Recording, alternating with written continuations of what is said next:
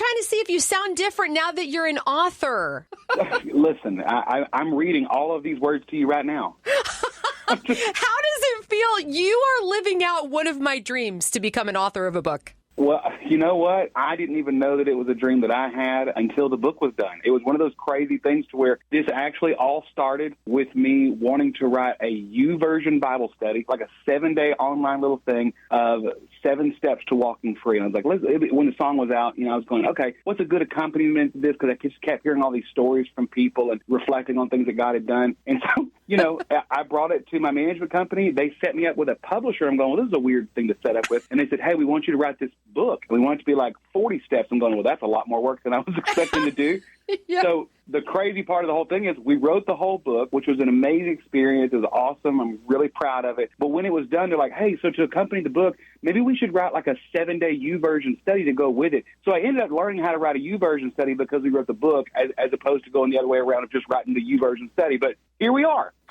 Well, congratulations. The book is called Walking Free. What does that mean to you? How do you walk free? Well, okay, so the song was written, I wrote it with Matthew West and a guy named A.J. Pruz a couple of years ago, and it's been a special song to me for a long time. Yeah. And what's really neat, though, is that I love that the gospel is alive and that it's always showing you something, it's always walking you towards something, it's always growing inside of you. And so when I write songs that are based on the gospel, songs can do the same thing and the message can do the same thing, where it meant one thing to me a couple of years ago, and I was just wanting to say, like, hey, let me just try to encourage my own heart, encourage the people around me that there is always freedom in Jesus. We released the song, and I got to tell you, the stories that just kept coming from people who they adapted this gospel truth to their life, whether it was addiction, whether it was relationships, whether it was just being tired and weary and carrying things around, it's battling with the past or uncertainty about the future. I just kept hearing people resonate with the lyrics of the song. And so as we dove deeper into this, it just kind of revealed the things in me, too, where I'm going like, man, there are certain days where I am just like stuck in my fear, or I am captured by the things every single day of this world. But it is a daily reminder for us to say, you know what, though? Jesus is not forsaken us. He's never left our side, and he is always calling us to set our eyes on him, the author and perfecter of our faith, and run the race with endurance. And some days it feels like we're running, and some days it feels like we're just falling in a general direction. But this book just kind of, instead of it being broken up into days or chapters, they're all steps. So every day is a step from the place where we are to just walking towards something better in Jesus. And so I'm just excited because I'm hoping that it means something different to everybody who reads it, because you kind of get a chance to throw your shoes in the mix and start walking down the road that you're on right now and just take these steps to kind of guide us as we all kind of do it together. I think it's wonderful. What was it like to hold a physical copy of your book in your hands, the one with your name on it? I would not compare it to the 3 times I got to go to the hospital and hold my children for the first time. But it was I was looking down at it going like, hey, I made this kind of the same way. No, it was wild. I honestly, I wrote it with a good buddy, Robert Nolan, who's an incredible author on his own. And the way that we mainly wrote this was, whether I'm on a tour bus, there were times where I'm literally sitting next to my brother while he's getting chemo treatments. He's in his 3rd battle with cancer right now. And so I'm sitting there like literally on my phone, reminding my heart on those hard days of the truth of the gospel and the freedom that God offers us because of his grace and his mercy.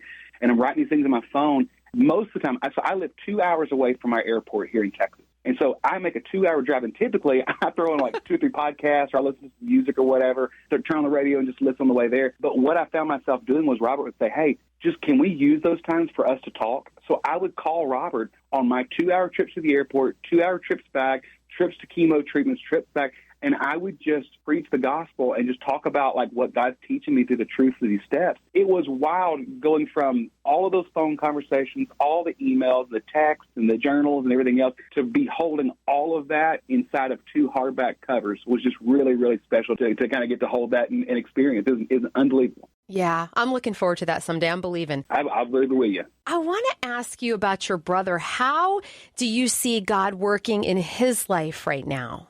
What's crazy is this is Daniel's 3rd battle, and I feel like every single one has been a different experience, and it's taught us something new every time. The first time he had cancer, it was stage 4 colon cancer. They gave him 2 years or less to live. They said that all they could hope for with the chemo treatments is to possibly lengthen his life a little bit. He's married with a little boy at the time, my nephew Luke, and he was a youth pastor through all of it. He's been in ministry the entire time. Faithfully serving. We'd be getting chemo treatments on Tuesday, and then they put a bag on him to have, he literally had a chemo pump on him while he's preaching the gospel on Wednesday night. So I was just so proud of him. Wow. And then they threw everything they could at this cancer and just said, we're going to go into a surgery. We're going to cut you 18 inches long, and we're going to look inside and just see how much we got, and we'll try to remove some things, and then maybe that'll, lengthen some more of your life. Well, this was back in October of 2017. They opened him up, looked inside, and there was no more cancer. They said they could not write miracle on the chart, but that's what they believed it was. The board of doctors had never seen it before,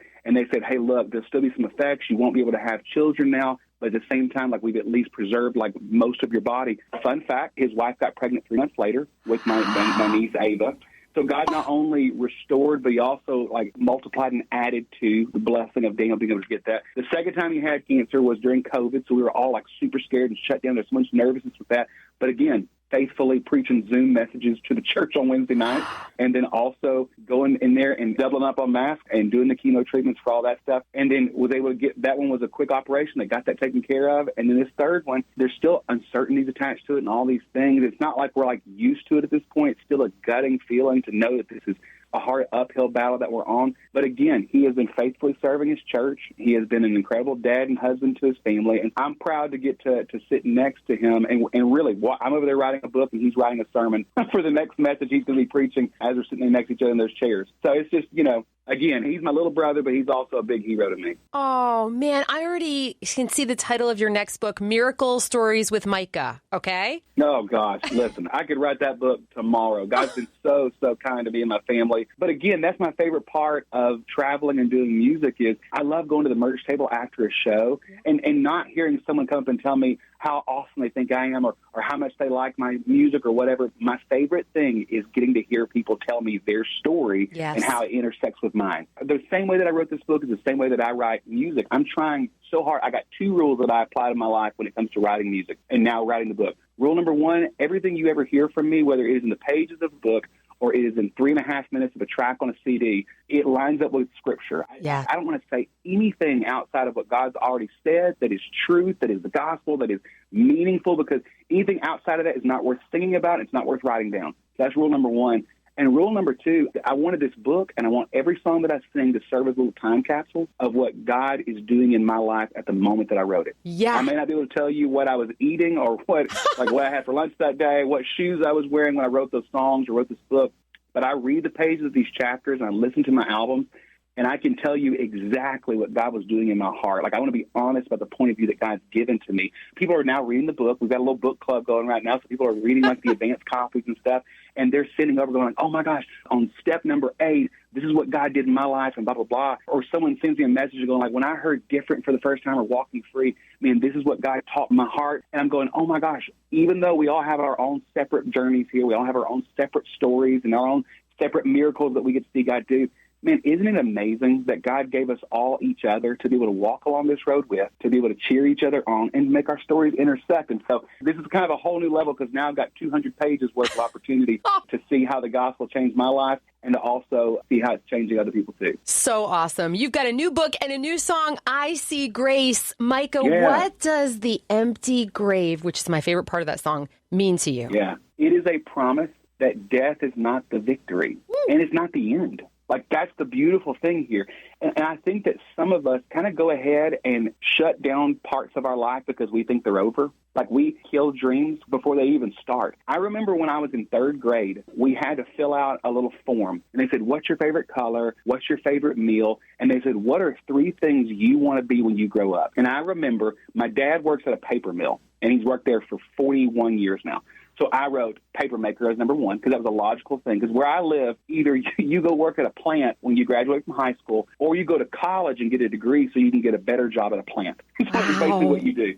So I wrote paper maker, and then I remember I wrote basketball coach or something like that. And then I remember I wrote singer as the 3rd one. And in 3rd grade, I was 8 years old, I went, oh, that's silly. No one can actually be a singer, especially from here. And I erased it. and I wrote something else in that line. Because I'm telling myself in third grade, like, that's not okay to even think that. That's a silly thing for you to even be able to do. But, man, the empty grave tells us that nothing is over. You can seal it up with a stone. You can do whatever it is. But God is constantly in the business of redeeming and reconciling things. And so, man, grace is that opportunity to say, hey, you may have messed up, you may have stumbled in the wrong direction, but there is a Savior who has come down from his throne to walk this road alongside of you, to help you up, to roll away the stones in your life so that he can call you into newness, into this new creation, and into something better as we are literally walking in freedom.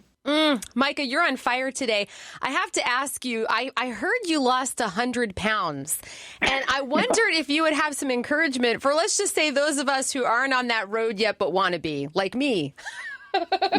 Listen, hey, I'm still hungry right now. I'm still trying to I've got my own pounds I'm still trying to knock out as we go here. But yeah, here's the deal. That was 10 years ago that I started losing weight. When I was at the height of my weight, it was about 10 or 11 years ago. And it started with me literally going like, okay, I had two little kids at the time. We had a 4-year-old and a 2-year-old. And I just remember going like, golly, I'm 30 years old. I just need to make better decisions, not just for my own health, but I got to think about my family. I got to do something more. And it was little baby steps. I didn't like go join a gym and get on the keto diet, and I started running marathons, and like that wasn't what it was. I stopped drinking sodas. Wow. And then my wife and I would just kind of make, instead of us watching a show on Netflix in the afternoon, we're like, hey, can we just go walk for like 1 mile? Like not run, not sprint. It's just baby steps. It's long obedience in the same direction. And so I played with 70 or 80 pounds back and forth for, golly, 8-9 years. And at the beginning of 2022, I'm real careful about setting goals because I think sometimes a goal is an opportunity to call ourselves a failure when we mess up. Yeah. And biblically, we're going to fall short. There are days where we are going to choose the cheeseburger over the cauliflower, okay? Like there's just going to be those days where that just happens. You go on vacation, it's a whole new rule when you get there, right? Yes. But the thing is, for me, it's just trying very hard to say, okay, I'm going to mess up, but I'm going to give myself grace for that. I'm going to forgive myself. I'm going to offer myself a little bit of leeway here and go, you know what? Today's a new day. I may have taken a stumble yesterday, but we're going to take a step. So at the beginning of 2022, our goal was not, I'm going to lose 100 pounds. It wasn't, I'm going to top the charts or whatever. I just said, can we spend this year being healthy? Mentally, spiritually, physically. It's just like, let's just be healthier at the end of the year more than we are at the beginning. So it really, seriously, it was just us going like, okay, so we joined like a little program, like a nutrition program thing, started like being real strict about that, which is very hard, travel on the road and stuff. But like, I really wanted to make the effort to be healthy. We didn't have a goal in mind of like how many miles we'd run or whatever. We didn't run. We walked miles when we could and like just try to make sure that we're just trying to be healthier today than we were yesterday. And so, you know what? There were times where I gained this weight back and I put this weight back on and I lost the weight back and I lost a little more and went back and forth. But I can tell you right now that I am healthier today, mentally, spiritually, physically, than I was last year because we just said, God, you offer grace on the days we fall short, and we want to celebrate in the victory that you've given us. You've given us breath in our lungs, so let's just use the breath well. Oh, I just love it. That's very helpful. Thank you so much. I have one more question. Do you have time for one more? I got all the time. I'm hanging out with you. You are so kind. I read something on Instagram that you and your wife gave your kids experiences this Christmas, and I'm wondering what made you decide to do that and how's it working out? Okay, so I just got back from my last trip. I put 47 miles on my sneakers in 6 days, like for real. Where?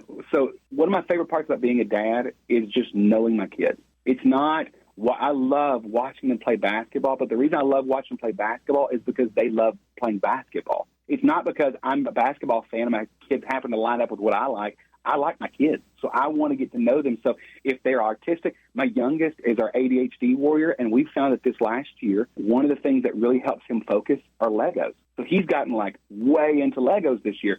So we were like, okay, what can we do to make him feel known for a couple of days, where it's like, this trip is 100% geared to you. So I travel a ton, and I fly all over the place. I stay in hotels all the time. So one of the perks of my job is I get points for those things. So we cashed in all the airline points and hotel points that we could, and we were able to fly to Florida with my youngest for 2 days at Legoland. He got to walk into a World Legos, like just Legos as far as you could see. And there were just times he's looking over at me going, did they build this place for me? Oh. Like it really feels like it, you know? Oh. I finished that trip and immediately flew to New York City with my daughter, and we went and saw 2 Broadway shows. She's the musician in our family right now. She's a better musician than I am. Don't tell anybody. Oh. So we went and watched a couple of Broadway shows. Flew home. My oldest is just way into, he's just a sports nerd. He loves basketball. So we went and flew to L.A., and we went and saw there's an arena that the L.A. Clippers and the L.A. Lakers play in, and they had games back-to-back. So we went and watched 2 basketball games. We got to watch 4 teams. Some of his heroes, LeBron James, like some of these guys who are all-time greats, we got to watch. But every single trip I asked my kids, I was like, okay, what was your favorite bite that we had? What was your favorite? And I would say, what was your favorite thing that you got to see? And my youngest was like, oh, my favorite thing was when we were riding the roller coaster. We got to the very top. I looked at the whole Legoland. That was amazing. And my daughter was like, my favorite part was the songs I've been singing in my room. I got to see the person actually sing it in front of me. My son's going, the guys who are on the trading cards that I have and the posters on my wall were really standing in front of me. And what I told them was, I said, my favorite moment was watching you see all those things. Because that's the best part of being a dad. I got to watch my kids be themselves, and I got to be that with them. And so my wife, being the rock star inside of our house, was like, hey, if you can take them, let's make this. So she was so gracious. She's the one that's back home making sure all the schoolwork gets done, and everybody's still like holding down the fort while I'm running all over the place. But yeah, so for 6 days, I ran around Legoland, New York City, Los Angeles, just spring around having the time of our life. So oh my goodness! We just got back from that, and it was wonderful. You two are both rock stars. Micah Tyler, he's a singer, an author, a health coach, and a family guy. Thank you. Thank you for your time. I gotta get new business cards printed out. This is very exciting. Hey, come back soon. We love talking with you. Oh, Erica, you're the best. Thanks so much for having me. God bless you, my friend. I'll be praying for your brother. Thank you so much.